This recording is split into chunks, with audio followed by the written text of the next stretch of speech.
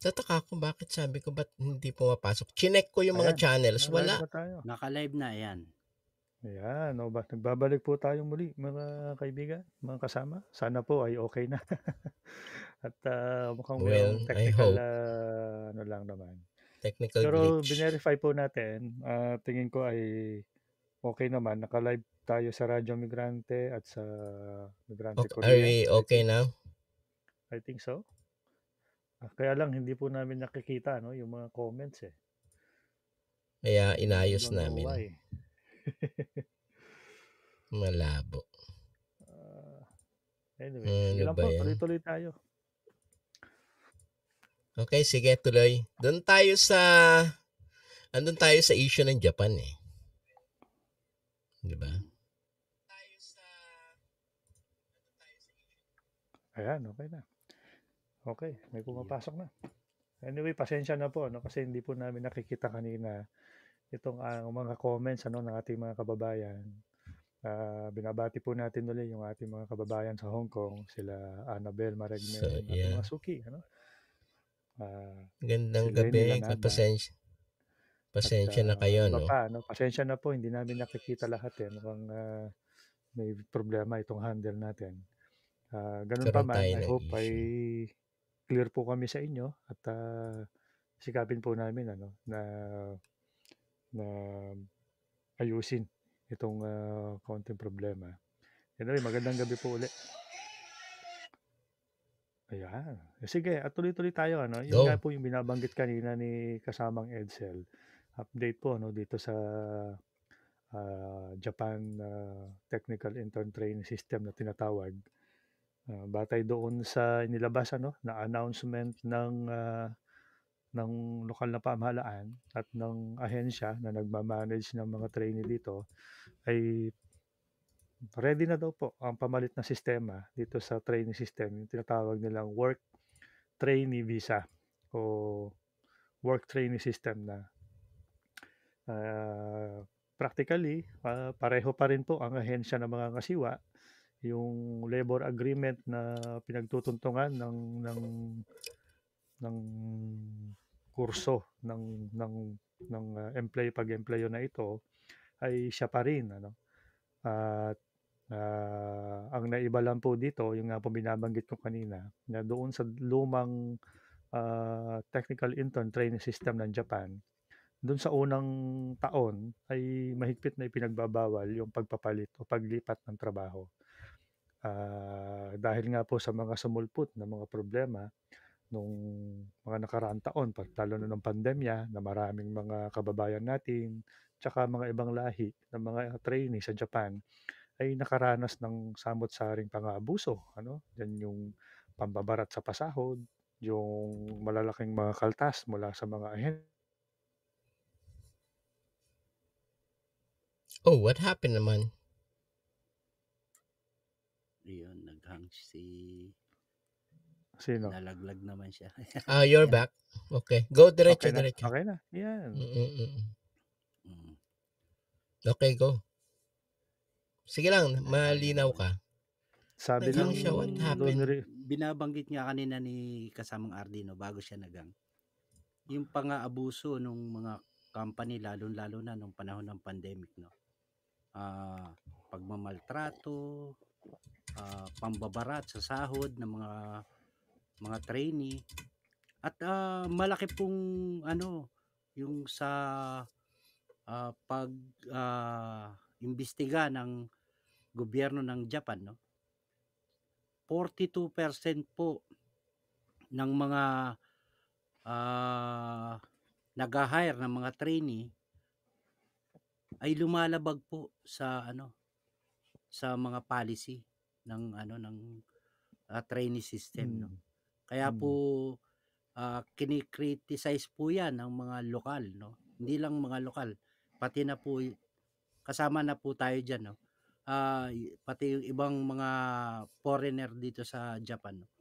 Kaya po napilitan silang baguhin yung pangalan. Pero ang doubt po 'yun kasi binago lang nila yung pangalan, yung pagkakatawag, pero yung sistema ganun pa rin. Mm. Hindi po natin alam kung Mm. babaguhin din nila yung mga sistema kasi yun pa rin yung mag-handle ng mga trainee, no? Mm. Isang Katulad bagay po pa nung dyan, sinasabi ni Ka-RD, no, na kanina na yung ah, hindi ka makakalipat ng employer pagka hindi mo tinapos yung contract, no. May doubt po rin kami diyan sa pagbabago kasi po nakalagay dun sa binago nila, within 1 year pupuwede ka ng magpalit ng employer kung hindi mo oo, gusto. oo, tama. Pero pero po kung 1 year lang yung visa mo, paano ka makakapagpalit ng employer mo, 'di ba? Itatali ka nila, Tama. oo. Doon kasi paano ka magre-renew kung wala kang ah, guarantee letter ng employer mo? Ayun po yung ano dun, yung Mabigat isa yan, pang yung guarantee letter na katanungan. yan.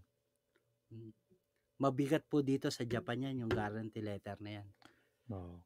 Anyway, dagdag pa dyan sa binabanggit nga ni kasamang Edsel. Maliban dun sa pagbabago sa pangalan, ang isang hindi pa malinaw dito yung ano ang mga mekanismo o pamamaraan na ginawa ng gobyerno, nung gobyerno ng Japan at saka gobyerno ng Pilipinas para harapin yung problema ng mga trainee, yung usapin ng pang-aabuso, pambabarat sa pasahod, yung mga malalaking kaltas, yung kasi usong-uso dito 'yan dahil hawak tayo ng mga agencies. Yung mga agency kadalasan hawak nila yung pabahay at dito pa lang sa pabahay ay napakalaki na ng kinakaltas sa ating mga kababayan, lalo na sa mga OFWs.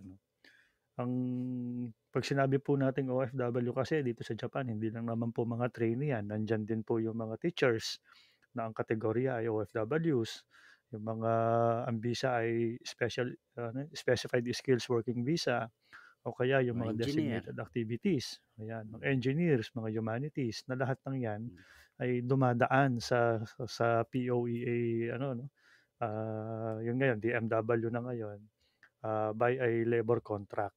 Pagka ganyan po ay ibig sabihin saklaw yan lahat nung tatawag natin ng mga OFWs. Ang Japan nagpaplano po ngayon hanggang 2029 na mag-recruit pa ng hindi bababa sa 1,000,000 foreign workers. Ibig sabihin mas maraming papasok na mga trainees, mga temporary working visa holders, ano. At ang problema rito kung hindi maayos yung pagpapatupad ng batas para sa mga foreign workers, yung pag-ensure ng ating gobyerno at ng lokal na pamahalaan na yung ating mga karapatan, yung ating mga benepisyo at tamang pasahod ay hindi natutupad, malaking problema po 'yan. Tama 'yan ano. Alam mo sa kabila ng lahat ng mga binabanggit ninyo, gaya nga ng sinabi mo ano, bakit walang proteksyon yung gobyerno ng Pilipinas sa sarili niyang mamamayan na pinadala niya sa ibang bansa. Mas busy kasi, kailangan kasi mag-tiyatsa, eh, 'Yan, naku, 'di ba? Oo, kailangan sumayaw. bago natin pasukin 'yan, Chacha, 'no, sige. talagang grabe yung ginagawa ng gobyerno, pati yung mga mandatory, 'no, ah, yung PhilHealth, SSS, tsaka Pag-ibig, 'no. Talagang wala nang ginawa yung gobyerno natin kundi pag-interesan yung kakarampot na kinikita ng mga kababayan natin dito sa ibayong dagat, 'no. Biruin niyo, sinabi nga dati ng sino ba yung sa PhilHealth, yung babae, kung hindi daw kukunan ng ah, mga PhilHealth share yung mga na OFW, wala na, hindi daw nag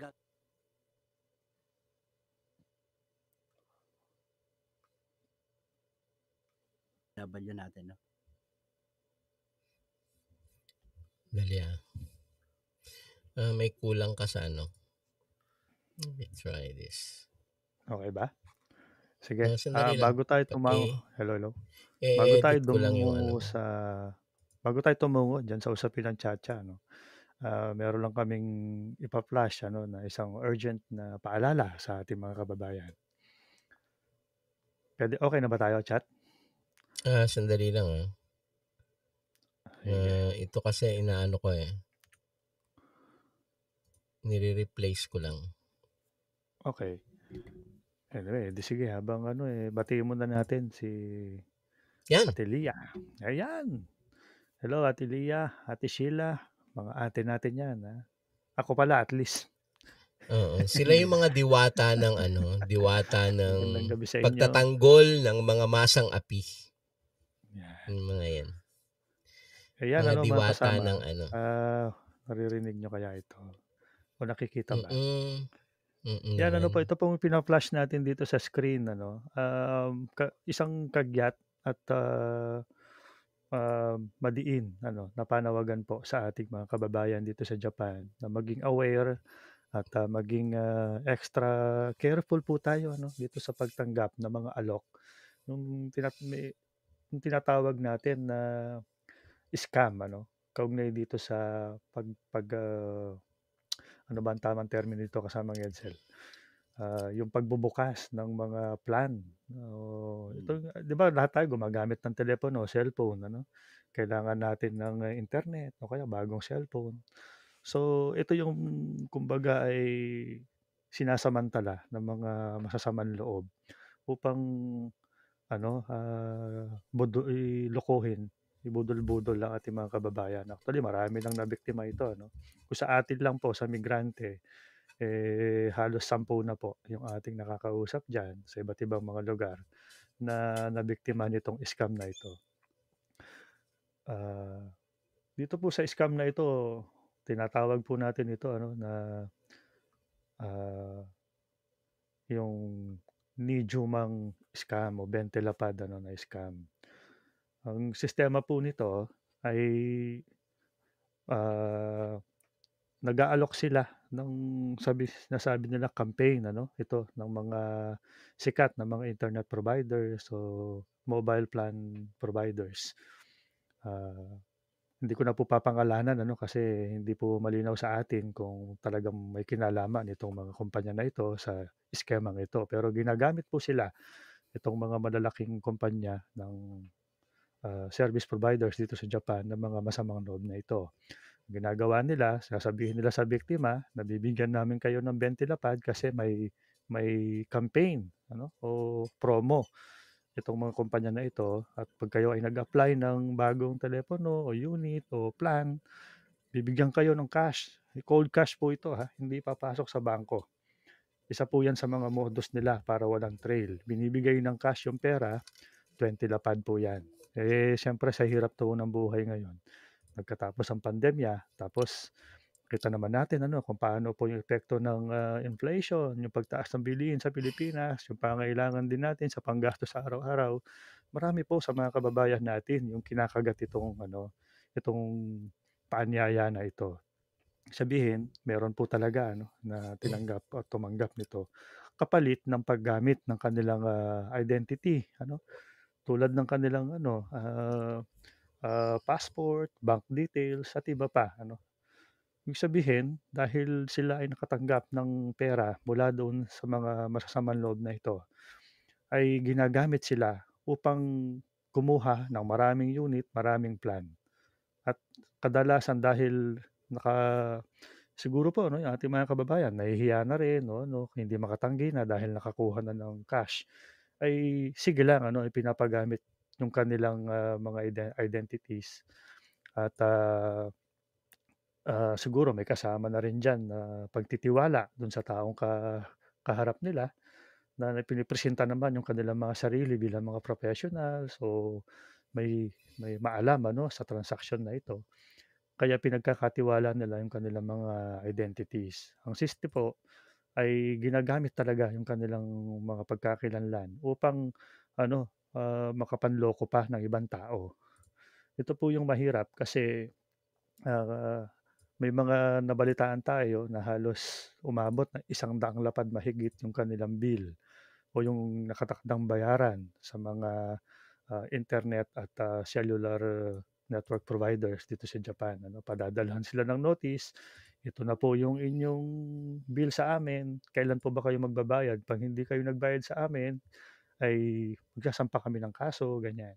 Ang problema dito ano mga kasama, dahil karamihan din sa mga so far sa mga nakausap natin dito, merong mga OFWs na by contract ang kanilang sabihin, yung visa nila temporary visa itong mga ito. At pagka nagkaroon ng record na ganito, may chance po kasi na ang tawag dun, mawalan kayo ng visa, and in its course ay puwede kayong mawalan ng trabaho. Kaya po ipina-flash natin ito bilang pamahigpit na paalala sa ating mga kasama, sa mga kasama migrante dito sa Japan, mga OFWs. Kung meron po kayong kakilala, kaibigan, kamag-anak na may may kaalaman o nalalaman ito, meron kayong impormasyon o kaya naman kayo mismo ay biktima ng scam na ito, wag po kayong mag-atubili na maghanap ng mapupuntahan. Actually po, kami po sa Migrante Japan ay, pina-flash po natin dito yung ating Facebook page. Puwede po kayong magmensahe sa amin at, kung kayo naman po ay dahil kami nasa Saitama, Tokyo kasi kami, kung kayo po ay malayo dito sa lugar namin, ang payo po namin sa inyo ay dumiretso po muna kayo sa consumer service, department ng inyong lokal na pamahalaan o LGU, kung city office 'yan o ward magtanong po muna kayo doon, bago kayo magpunta sa mga law enforcement authorities. Ang siste po kasi diyan, 'pag kayo ay dumiretso sa mga law enforcement authorities, maaari pong kayo ay paghinalaan na kasabwat at, mas malaking problema po 'yun. Ang una niyo pong dapat gawin ay magreklamo, sa city office at pangalawa ay 'pag nalaman na ninyo na ginagamit ang inyong pangalan, ang inyong identity sa mga illegal na paraan o sa mga bagay na hindi niyo pinapahintulutan, kaagad po ninyo magpatulong po kayo sa inyong kakilala, kung sino man, hapon, kaibigan na na puntahan yung opisina ng kung saan mang, binili o inaccess yung plans o anything na ipasara, i-close agad yung account ninyo. Dahil pangalan po yung nakalagay diyan, hindi po natin sigurado kung saan ginagamit o nung transaksyon ginagamit ng mga masasamang loob na ito, yung unit o yung plan, mobile plan na kinuha nila. Kaya kung yan po ay na-involve sa kaso, yun na nga po nagkakaroon ng mga iba pang repercussions legally. Kaya mag-ingat po tayo, Oo. nananawagan po kami sa ating mga kababayan dito sa Japan na kung may alam po kayo o na kaso na ganito ay makipag-ugnayan po kayo sa amin at, maaari po namin kayong bigyan ng mga payo o kaya ay gabayan kung paano po 'yan masosolusyunan. Yun po naku na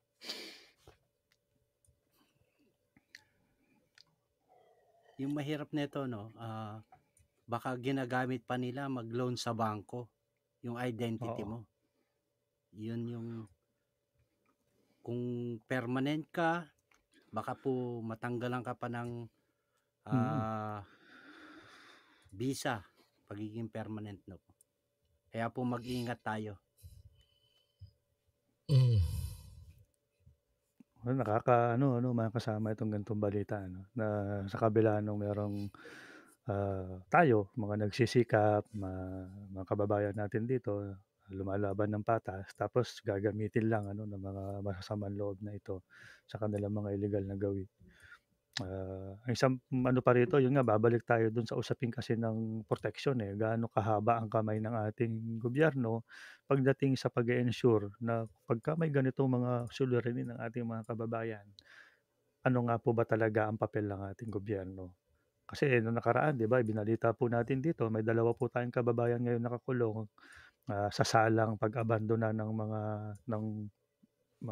namatay at, yun nga na-upgrade na into sila na mismo yung pinaghihinalaan na suspect na pumatay dun sa mag-asawang Hapon.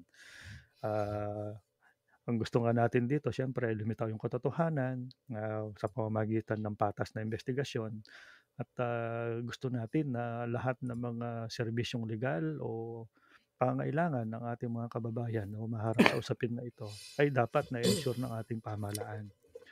Ah, Yun po yung parang hindi malinaw ngayon, Kasi kahit dun sa issue lang na isang kababayan natin ngayon na yung magulang ito pa ibang sa hiwalay na issue naman, yung magulang ng ating kababayan lumapit na sa embahada o sa DFA sa Pilipinas upang, sabihin sa ating mga otoridad na yung kanyang anak hindi niya mga ilang buwan na at, hinihinala nila na sinasaktan o inaabuso ng asawa.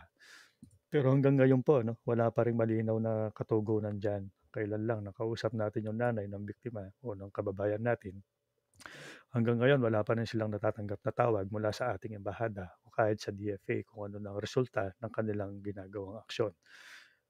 Kami naman po ay of course sa ating kaparaanan, hopefully within this week, sa mga susunod na araw, magkaroon po tayo ng kaparaanan para magkaroon tayo ng mas malinaw na pag-alam doon sa sitwasyon ng ating kababayan na ito.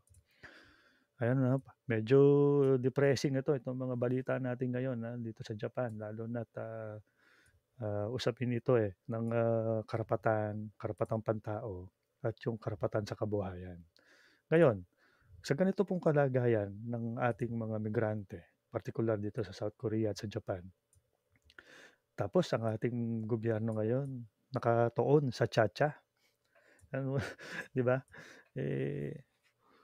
Itong tsa-tsa kaya na ito, tutugunan kaya nito yung pangailangan ng nating mga migrante ng sapat ng tamang serbisyo at ayuda, proteksyon?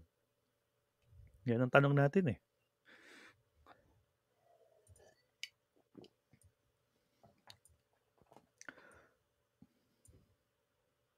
Dali lang po a little bit. Nga po, 'di ba, katulad ng sinasabi natin kanina, no? Yung para ba sa mamamayan yung tsa-tsa o para sa politiko na gustong manatili sa posisyon o pahabain yung mga kanilang mga termino? 'Di ba po? Tama. Kaya ang unang tinatanong nga natin ano ba itong tsa-tsa na ito? Actually, mga ilang last month yata nung nai-guest po natin, ginest po o nakapanayam natin dito sa ating programa mismo, ang kasalukuyang Secretary General ng Bayan na si kasamang Raymond Palatino, ay doon mismo sa mga panahon na iyan na umuugong yung tinatawag na People's Initiative.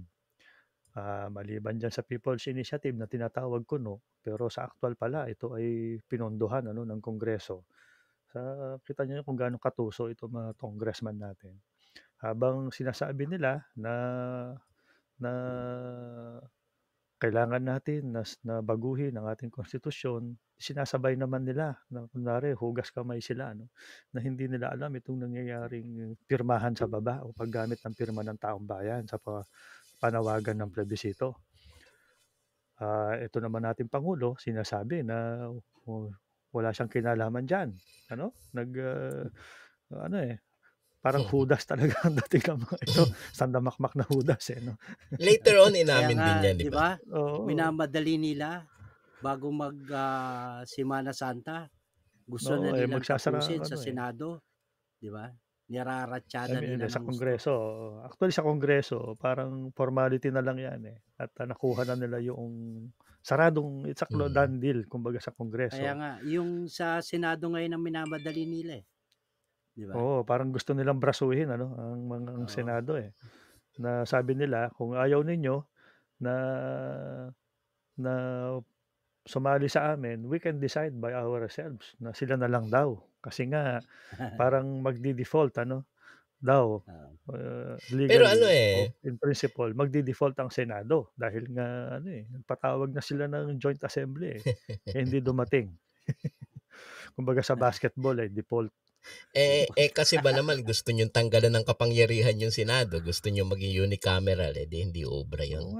Sa kanila hindi ubra yun kasi yun sasagasaan mo yung kapangyarihan nila Lahat naman yan preserving ng kapangyarihan nila yung pinag-uusapan, di ba? Pero sa tingin ninyo, kailangan ba talaga ng Pilipinas yung tsa-tsa? Di ba? Kasi, di ba? Kasi ang sinasabi, yung tsa-tsa is about sinasabi pagbubukas ng ekonomiya, mas lalo pang pagbubukas ng ekonomiya at lalo pa daw pag nagbukas yung ekonomiya ay uunlad yung Pilipinas. Now, pwede nga. Now, totoo ba to? Yung constitution ba natin? To? Di ba yung constitution ba natin nakabatay lang doon sa Yung laman ng Ik constitution natin, mm, ekonomiya lang ba yung, laman ng constitution natin para baguhin? Hindi naman, 'di ba? Oo, tama, good point. well, tama Kasi yun. pagka So 'pag nag-umpisa na ang usapan diyan, nasaan ba naman tayo para kontrolin? O sabi niyo ekonomiya lang, hindi, kami na nakaupo mm, dito, kami ang nag-uusap, oo. wala kayong pakialam, hindi ba? Oo, kasi Kaya ano, nga, ang sinasabi kasi is economic and political, 'di ba? Ang sinasabi economic and political Eh, So, madaya pa yung nga Brad, political sabi, madaya pa nga sabi, economic provisions lang, eh. economic hmm, provisions daw na lalong 'pag binuksan yung ating ekonomiya ay uunlad daw tayo. Now, is it true? 'Di ba? Sa Sige, mahabang kasaysayan ng neoliberal na patakaran sa Pilipinas, so yung tinatawag na pagbubukas ng ekonomiya, malayang kalakalan, etc. Umunlad ba yung Pilipinas? Nag-umpisa pa yan, panahon pa ng tatay niya, di ba? Nagbukas na yung Pilipinas. So, sabi nga nung, sabi nga nung ibon, 50 years ago, di ba? 50 hmm, years na yung kasaysayan nang eh, 2020 mag-liberalize yung tayo ngayon, economy. Di ba? at least Mag-liberalize tayo. Yung ipasok 1970s yung, ano, oo, di ba? Nung ano? ipasok, nung pumasok, maging bukas tayo sa dayuhang kapital, di ba? Eh, binuksan ang ekonomiya, gumawa tayo ng maraming batas, gumawa tayo ng Mining Act, etc. Hindi na mabilang yung mga binuksang parte ng ating ekonomiya para sa dayuhang kapital. Now, ah umunlad ba yung Pilipinas? Yung palagi kasi doon tayo babalik sa tanong na yun, 'di ba? Na sa kabila ng niraratsyada ninyong kung ano-anong batas, Mining Act, Energy Power Industry Reform Act, lahat na yata ng act ay ginawa ninyo para i i i, ang tawag dito, liberalize, i-privatize yung mga korporasyon, i-deregulate yung ating mga industriya. Question is, umunlad ba yung Pilipinas? O bakit tayo sa kung totoo yung magandang sinasabi ninyo na ang ekonomiya ay uunlad, meron ngang kasaysayan na 50 years, 'di ba? Na meron ng kasaysayan na ilang taon, ilang dekada na na tayo ay rumatsyada ng isang katerbang foreign direct investment sa Pilipinas. Pero hindi naman umuunlad yung Pilipinas. Ang taas ng inflation, ang mahal ng bilihin, walang trabaho, yung marami. Ang katunayan, kung bakit walang trabaho, bakit libu-libong migrante yung umaalis ng Pilipinas? Tama. Di ba? Yun yung point eh. Kaya Ano yan, eh, kahina-hinala. Mm. tsaka ano din, eh, sabihin itong foreign direct investment na tinatawag, eh, mula noong sabi nga ni kasamang chat ano, mula nung sinimulang ibukas ang ating ekonomiya para sa dayuhang kapital, na nagsimula lamang sa $2.8 billion, ngayon nasa mahigit 300 billion US dollars ang foreign direct investment sa ating bansa. Meaning, sa loob ng 50 taon ay namamayani ang mga industriyang dayuhan sa ating ekonomiya, sa mga Mm. serbisyo, ano. Kamakailan Exactly. lang, nag pinayagan na ano, inamenda yung mga public utilities and services ay puwede na ring 100% foreign owned. Ito ay bago lang ito ano, 2022 bago yata umalis si Duterte, ito yung isa sa mga pinirmahan niya, eh, na pagpayag. Sabihin, industriya ng patubig, kuryente, at iba pang pangserbisyo ay ito mga major ano 'to, national Mm. industries na puwede ng, pag-investan ng mga, dayuhan. Napakadelikado po niyan. Tulad nga nung paliwanag ni former Congressman Nery ano, isipin niyo kung ang isang dayuhang kumpanya magtayo sa atin ng telco na sarili niyang pag-aari, tapos magtayo ng eskuwelahan na sarili nilang pag-aari, magtayo ng iba't iba pa, pamilihan na sarili nilang pag-aari. Eh, 'di ba parang isinuko na natin yung ating soberanya sa dayuhang kontrol ng buong buo din. Ito sa Mismo. esensya, eh, yung ibig sabihin nitong ating mga kagalang-galang na mga kongresista At kung bakit naman sa tingin natin talagang naglalaway itong mga ito na sa tingin na lang magbabagong administrasyon. Hindi naman bago itong tiyatya na ito, eh. 'Di ba mula pa lang kay tawag dito, kay Tabaco, Ramos. kay former President Oo, Fidel oo. P. Ramos, Estrada, Gloria, Talagang pati naman kay Pinoy, niraratsyada na nila pati yung kay tiyatya na yan. Duterte, Iba-iba lang ang tawag, iba-iba lang ang pangalan, pero sa Hindi, esensya bakit ngayon nilahat na nila Pakyawan. talagang Yung mga lantaran na moda, nga ngayon, nilahat na nila. walang hiyaan na, eh. Nilahat. Meron silang PI. PI ninyo. PI. Kayong mga mahilig kayo sa PI ninyo, Oh, mga nasa eh, Kongreso. Meron pa sila nung PI nyo, tsaka meron pa sila nung Constituent Assembly, tsaka CONCON. So lahat na mm, yata Pinagsama-sama ng na nila. moda. Oo, kung alin ang oo, uubra, tira pasok, 'di ba? Desperado, kung gano'n. desperado. At Ang talagang desperado, ito, matindi yung desperasyon. malinaw na may may udyok ng mga dayuhang Mm, kapangyarihan gaya ng US. Kasi nga ang laki ng interes ng US sa bansa natin, eh. exactly. Nung panahon ni Duterte 'di mas killing siya sa China, gano'n din Kung gaano Mm, kaagresibong gaano agresibo ang China na i-maksimisa lahat ng puwedeng hututin at, makuha mula dito sa mga deal sa mga administrasyon. Ito naman si The Junior, medyo veering away from China mm, at, balik naman siya ngayon sa among, Amerikano. Alam naman natin may kaso 'yan sa Amerika, 'di siyempre, magiging mm, din 'yan, pabor din sa kanya 'yun, 'di ba? Nakadalawang balik na ng Amerika, hindi hindi pinatupad yung arrest warrant na standing warrant sa kanya dahil sa kasong kriminal. Alam niyo itong mga congressman natin na nagtutulak nitong tiyatya na ito, talagang napakalambong mabulaklak magsalita itong mga ito, eh. Gusto lagi, para bang ito ang tawag dun ay sagot sa kahirapan o yung totoong mag-aahon sa atin sa kahirapan ay yung tiyatya. Pero sabi nga kanina, mahigit 50 taon nang nandiyan ang mga dayuhan, namumuhunan sa ating bansa, mm, palaki ng kanilang investment. Pero alam niyo po ba, hindi naman ako ekonomista, hindi rin ako politiko. Pero alam niyo po 'di ba pagka yung nagtitinda ng banana Q, nag-invest ng ₱10, gusto din niyang kikita siya ng makakabenta ng 20 para may tubo na 10. Biruin niyo yung dayuhan, nag-invest ng 100%, bilyon-bilyon, 'no? gusto niyo mapunta lang sa pagpapataas ng sahod ng mga manggagawa o kaya pamimigay ng libreng lupa. Mm, Siyempre hindi po nila gagawin 'yan.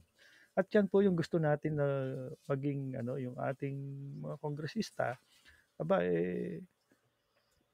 magpasinta nga kayo ng pag-aaral na magsasabi na ang pagpapatuluyang pagpapapasok ng dayuhang kapital, pagmamay-ari sa ating, ah, o pagpasok ng mga dayuhang kapital sa ating bansa ay totoong, magpapalago sa ating ekonomiya. Kung magpapalago ba 'yan mm. sa ekonomiya, tataas ba ang antas ng kabuhayan ng mga Pilipino diyan? Eh, ang siste, yung mga sahod niyo lang tsaka mga bonus niyo ang tumataas mga sir, eh. Mm. Yung Yun. mga Tsaka yung pabaano niyo tuba. dayuhang mga kapitalista 'no, tingin niyo ba nagdadala ng pera sa atin 'yan pagka mag-iimbes? Hindi po, papel lang ang dala niyang mga 'yan at magkukuha 'yan ng partnership sa mga bangko o mga doon sila yung pera pa rin natin yung ginagamit nila. Tapos siyempre Ma tutubo na sila ng napakalaking tubo, yung tubo na yun ibabalik nila sa kanilang bansa, 'no? Lalong-lalo na yung mga malalaking kumpanya na 'yan, 'no? Ano, ang hindi maintindihan pa rin hindi naman sa hindi maintindihan o sadyang ini-ignore dahil greedy lang itong mga mambabatas na ito o itong mga na 'to na, ang kailangan ng Pilipinas ay pagpihit talaga sa, pambansang industrialisasyon, 'di ba, at lupa. Kasi yung lupa para sa mga magsasaka, 'no? Ah, hindi gano'n yung takbo nila, eh. Ang takbo pa nga nila is ah, export, eh. mm, Import-export pa rin tayo, 'di ba? Debt-ridden na, na economy pa rin yung Pilipinas, eh. Kumbaga import dependent, export oriented pa rin yung ating economy sa kasalukuyan. Walang pwedeng sabihing industriya. Ang pagsasaka ay atrasado hanggang sa kasalukuyan. At wala, pinaghaharian pa rin tayo ng mga iilang malalaking pamilya na nagmamay-ari ng mga Biruin mo ba naman no? ng mga Yung bansa libu-libong natin, ektarya ng lupa, di ba? ang Ganun bansa pa natin rin. agriculture country, no? Pero nag-i-import tayo ng bigas, ng asukal, na kung Mm. ano-ano pa, no? Pati asin, Na Brad. agricultural Kalain product. mo yun. Pati asin. Akalain mong Hindi mag-import ba ka ng asin, iniisip ng papaligiran ka gobyerno ng na dagat, arkipelago. tsaka pangunahing pinagkakakitaan ng mga tao sa atin yung agrikultura, di ba? Bakit tayo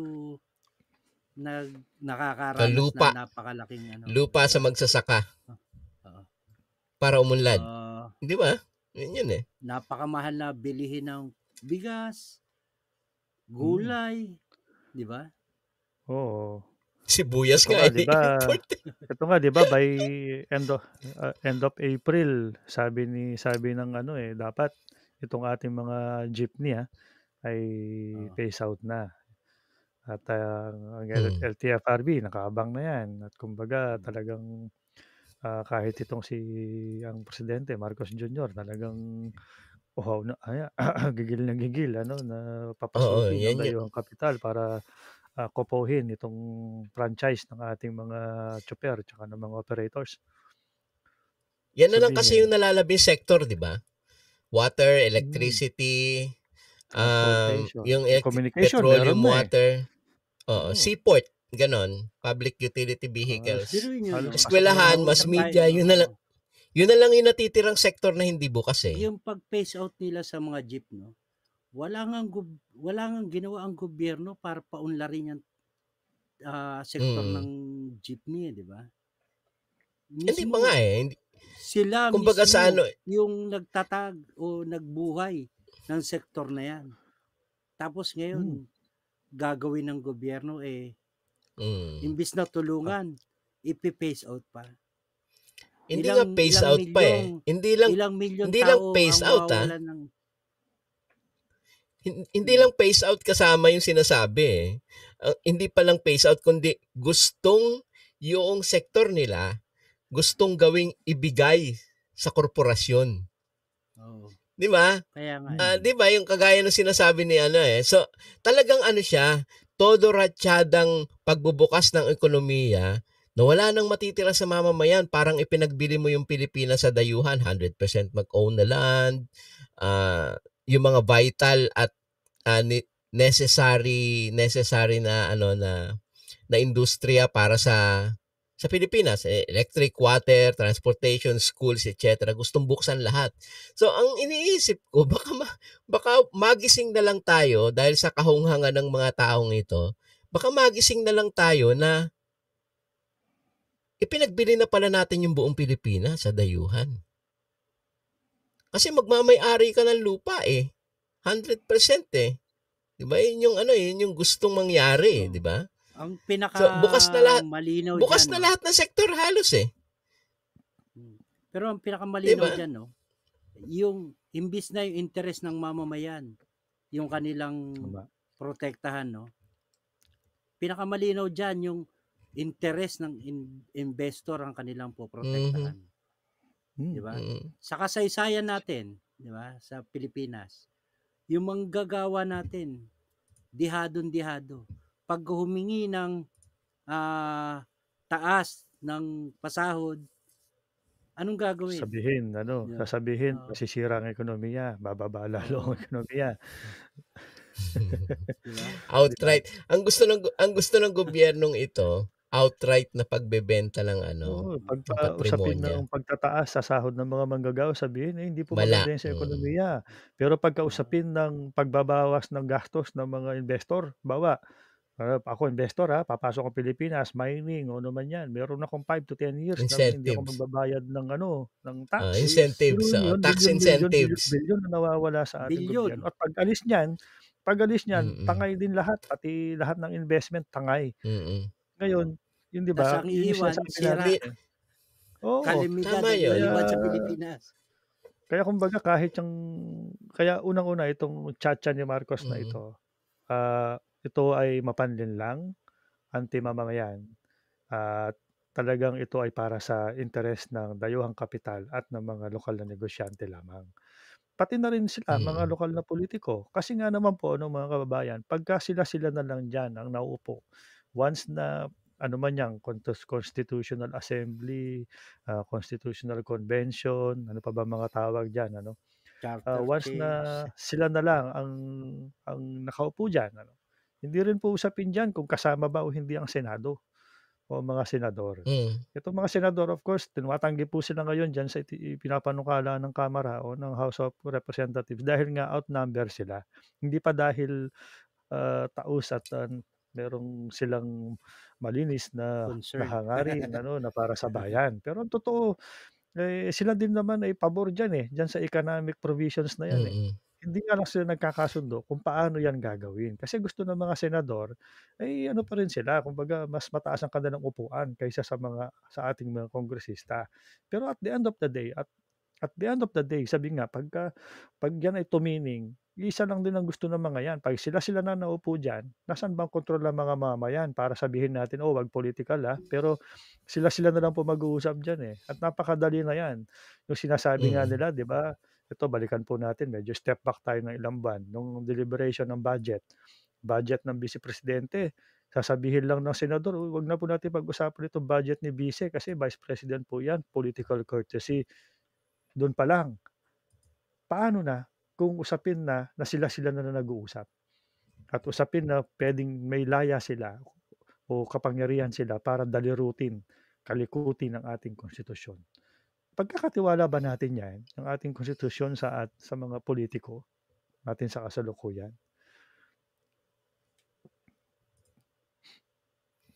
ano, Political courtesy Kaya daw. um, ah, yung Wag niyo konstitusyon nang ng i-ano 'yan. Pilipinas, Oo. marami mamaya nagsasabi ang yung konstitusyon ng Pilipinas papasok is lang not yung 'di ba, it's not that perfect, 'di ba?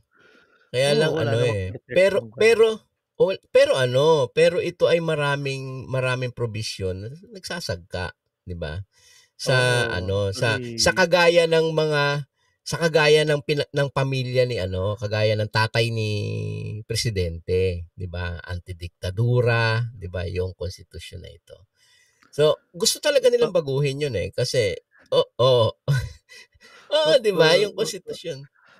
One term eh, nga lang, one term, et cetera. Pero itong mga ito oo, talaga dahil sugapa sa kapangyarihan, talagang alam mo yun kasi nakakalasing daw talaga yung kapangyarihan, 'pag sugapa ka sa sa kapangyarihan. ito, sa ngayon pa nga lang na-setup nagamit natin ang isang supposed to be ay,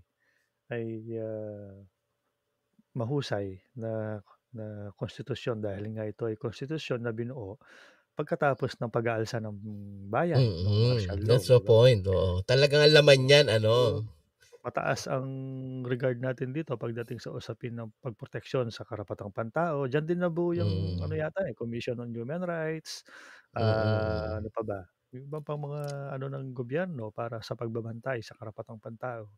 Pero nakita naman natin kahit hindi pa nabago yung konstitusyon, panahon ni Duterte basta lang matigas ang ulo ng pangulo, puwede niyang hindi pondohan 'yan, Puwede niyang hindi pansinin lahat 'yan, Hindi ba? Mm, Basta lang sabihin niya, "Papatayin kita." Oh, 'di ba? O kaya naman, uwi, gano'n lang, pangiwi-ngiwi lang. Tapos magugulat na lang tayo may maharlika, magugulat na lang tayo may kung ano-anong pa pautot ang gobyerno na wala namang sinasabi nung panahon ng kampanya, 'di ba? mm. Kaya mahirap Ano, pagkatiwalaan, kasi nga BBM, budol-budol manin. sa totoo lang, hindi konstitusyon yung problema, 'di ba? Correct. Ang problema ng gobyerno, ayaw talaga nitong mag-industrialize at nahirati na lang sa dayuhang kapital, di ba? Nahirati na lang sila sa ganon, na umasa sa dayuhang kapital. For some reason, hindi ko maintindihan kung bakit ayaw na mag-isip at wala na silang compassion. Ewan ko, no? Kasi ang isang leader, supposedly, meron dapat silang compassion, eh. Di ba? Kaya ka nga pinuno, eh. Namumuno ka, ay iniisip mo ay interes ng iyong pinamumunuan. But these Basta people, unity lang. Unity lang oo, katapat these namin. people, Unity. wala itong iniisip kundi pahabain ng kanilang termino, pagsilbihan ng dayuhang interes. Sila nagbabangayan. Oo, ah, dating magkakakampi. magtataka ka nga, no? Siguro tama yung sinasabi ng ibang nadidinig ko, manhid na yung mamamayan. Pero hindi, hindi dapat rason yun, yung pagiging manhid, kumbaga, di ba?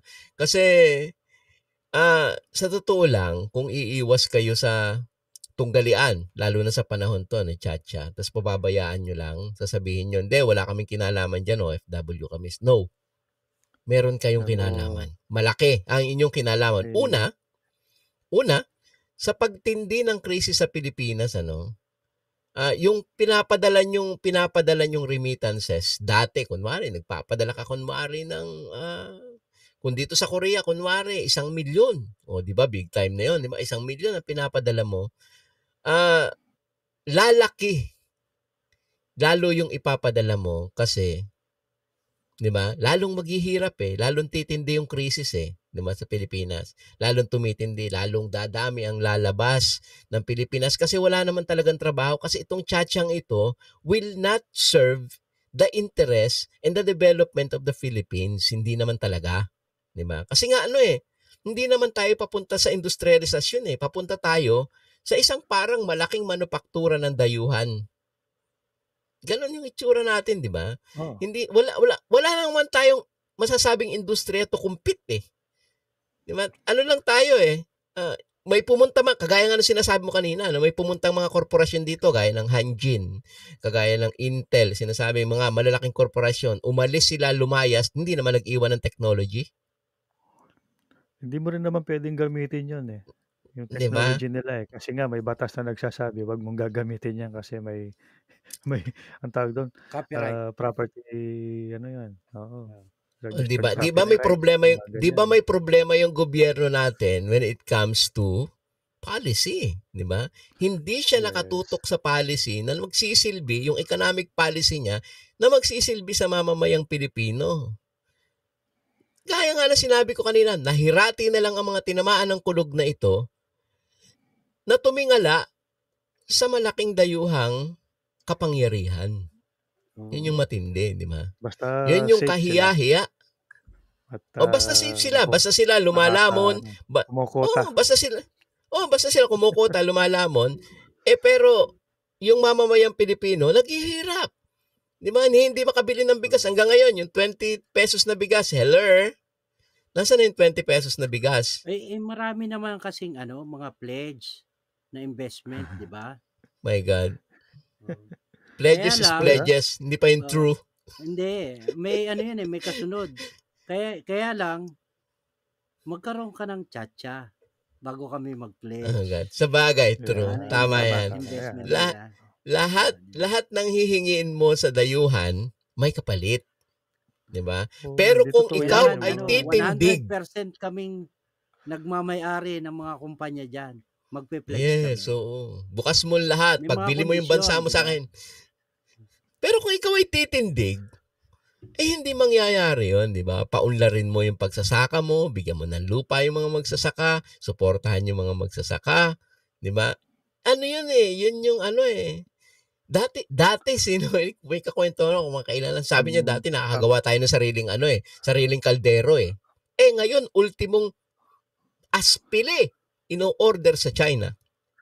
Pahirapan mo pa sa aspil toothpick na nga lang Toothpick, my God. Toothpick na nga lang Tsaka asin, Brad. Di ba? Masyado naman mahirap yung asin, aspil ino-order. My Yung goodness. asin niya, di ba? Pambira. Kahiya-hiya, Para ano. So makontrol nila pati yung asin ginawa nilang iodized. Yan. Pinagbawal yung mga rock Alam niyo salt. ano talaga, no, ito pong sa amin ano, hindi ito hinala o hindi ito hinagap lang na sinasabi natin ano, na ultimong layunin mm, lang ng mga pulitikong ito ay pahabain yung pahabain. kanilang termino. Hindi po yan hinagap, hindi po yan pagbabakasakali. Naku, sa hilatsa lang nitong mga mga ginoong kagalang-galang natin na ito, ano, Mm. na matuto na po tayo. Nakita po natin nakaraang eleksyon sila-sila nagkampihan, nung nanalo na, "Adik ka rin," sabi nung isa. Aba, mamamatay tao ka, ikaw nga tatay mo mamamatay tao din, 'di ba? Ganyan Oh, ganyang klase yung mga kaya leader natin, 'di ba? hmm, Ganyang sabihin klase yung mga leader. wala kang tulak kabigin sa mga 'yan, parehong tapon itong mga ito, Isipin mo yun, kung tutuusin. Ni Tapos, walang etiquette. 'wag na po tayong magpabudol. Ibig sabihin, 'yan, alam naman natin next year, midterm elections, mga senador, mga congressman, nagpupuwestuhan na 'yan. Hindi, senador pala 'no, pati mga local ano, natural, magpupuwestuhan na 'yan. Kanya-kanyang kamada na 'yan, ano. Kung saan nila nakikitang malakas ang agos ng Mm. dun magkukumpulan ng mga magagaling siyempre, ano. Alam naman natin sa sistema ng pulitika sa ating bansa kung sinong administrasyon kadalasan, nakokopo niya yung Kongreso. At ito po yung delikado. Panahon ni Digong naranasan na natin 'yan, na kung paanong balewalain ang karapatang pantao, balewalain ng mga pambansang internasyonal na batas. Gano'n din po sa kasalukuyang administrasyon, ano. Kaya kumbaga, itong tiyatya ni Marcos, 'wag na po tayong magdalawang isip, 'wag na po tayong magpatumpik-tumpik. Ito po ay tiyatya ni Marcos o ng pamilya Marcos at ng kanyang mga kasabwat, ano. Ang layunin lang po nito, tama po, buksan ang ekonomiya, pero yung hindi sinasabi, talagang may balak talaga na magpalawig sa posisyon o baguhin ang term limits. Puwedeng, habaan o kaya naman ay tanggalin ang term limits nitong mga, tinamaan na Mm. magagaling na na mga ano na ito, politiko. Kaya kumbaga ito po ano, kumbaga sa amin po, hindi rin po kami nagmamagaling ano, hindi rin naman po kami nanghuhula. Pero matuto naman po tayo sa karanasan kung sila't sila din lang ang nakaupo sa gobyerno mula po nung itinatag ang Republika ng Pilipinas, mahigit 100 taon na nakakaraan. Balik-tanungin po natin, bakit po naghihirap pa rin ang mga magsasaka? Bakit po walang trabahong disente? Bakit maraming Pilipinong lumalabas ng bansa? Hindi po usapin ng konstitusyon o kulang ang dayuhang kapital Hmm. sa ating bansa. Sa totoo nga, sobra-sobra na. Ang problema, ang nakikinabalang sa dayuhang kapital, yung kanilang mga kasabwat na lokal na negosyante. Pangalawa, yung mga politiko na pinopondohan din ng itong mga kapitalista na ito, na sila-sila nasa gobyerno. Kita niyo sa Kongreso, oo, magkakaapelyido, sa Senado magtatay, mag-ina, magkapatid, Ano 'di 'yun, ba? family Saan ka corporation? pa? Oo, kaya kung sino ang dahilan po ng paghihirap natin mas malamang itong mga dinastiya na ito. Yun lang po, magandang gabi po sa inyong lahat. Ako po si Roger Raimundo mula sa Migrante Japan. Iya. Katulad po ng sinabi Ayan, ni Roger 'no. Copy paste lang po. Wala na akong masabi. Dahil, hindi ko po malaman kung ano pa yung sasabihin ko dahil sa pambubudol po sa atin ng ating gobyerno 'no. Pero po Tama. isa lang po ang hiling namin 'no, magkaisa po tayo, labanan po natin ang mga ganitong mga pambubudol sa atin. Sa sama-sama po Ano, nating pagkilos, hindi po tayo mabibigo. Muli po ako si Edsel tama. Villena ng Kapinsay Tamang Migrante. alam niyo po ano, ang tawag dito, hindi konstitusyon yung problema, 'di ba? Ang problema ng Pilipinas ay yung, sistema, kabulukan ng sistema na mas nakatutok sa dayuhang interes kaysa sa interes ng mamamayang Pilipino. Um, Gaya nga ng sinabi na natin, napag-usapan na natin kanina, problema sa Pilipinas hanggang sa kasalukuyan at atrasadong pagsasaka, problema ng magsasakang walang lupa, hindi tayo pumipihit para tumindig sa sariling interes o pumihit pupunta sa isang mag-industrialisa, no? Yung Pilipinas. Mas nahirati na tayo sa interes, yung ating gobyerno, no? Nahirati na sa interes ng umasa sa dayuhang kapital. Itong tiyatsa na ito ay bunsod ito ng dayuhang interes, nakasapakat yung mga salita nga, sabi nga, naghaharing uri, mga mayayaman, di ba? Yun din yun eh. Sila rin yan eh, actually. Bunsod yan ng mga yan. At hindi tayo makikinabang dyan, bagkus maghihirap tayo. Kung tayo mga OFWs, mas dadami pa tayo sa labas ng bansa. Kung gusto mo nang umuwi, hindi ka makakauwi kasi nagugutom nga yung pamilya mo, wala ka naman trabaho sa Pilipinas, di ba? Mas matindi pa nga yung kawalan ng trabaho ngayon eh. Mas marami yung lumalabas, parami yung lumalabas ng bansa na walang proteksyon sa ating pamahalaan, di ba? Walang proteksyon, kundi Wala. para kang kalakal na ibinabato sa Totoo po labas yan. ng bansa. Labor export, teka nga, industriya na rin yan. At malaki ang tinutulong natin sa gobyerno. Habang tayo, nagpapadala ng maraming pera sa Pilipinas para makatulong sa ekonomiya ng Pilipinas, ang mga tinamaan ng kulog nag-aaway para sa tiyatsa. Gustong manatili sa kapangyarihan habang tayo naghihirap dito sa labas ng bansa. Hindi ito dapat natin pinapalampas, mga kababayan.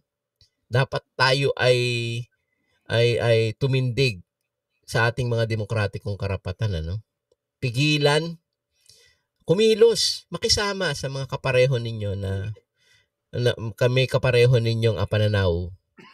Makinig sa mga diskusyon, makinig at magsuri.